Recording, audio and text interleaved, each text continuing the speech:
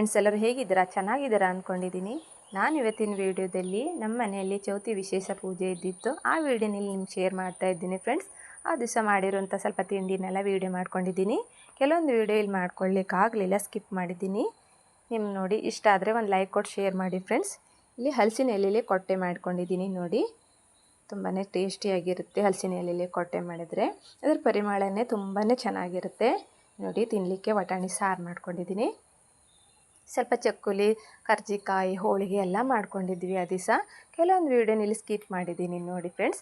ಒಂದು ವೇಳೆ ನಾ ಮಾಡಿರುವಂಥ ತಿಂಡಿ ನಿಮ್ಮಲ್ಲಿ ಇದರಲ್ಲಿ ಇಷ್ಟ ಆಗಿದ್ದರೆ ಒಂದು ಕಮೆಂಟ್ ಹಾಕಿ.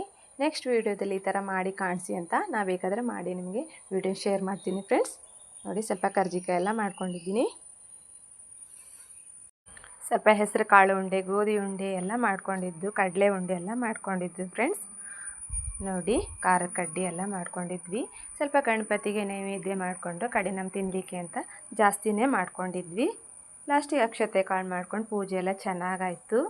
ಈ ವಿಡಿಯೋ ಎಲ್ಲ ನಿಮ್ಗೆ ಇಷ್ಟ ಆದರೆ ಒಂದು ಲೈಕ್ ಕೊಟ್ಟು ಶೇರ್ ಮಾಡಿ ಫ್ರೆಂಡ್ಸ್.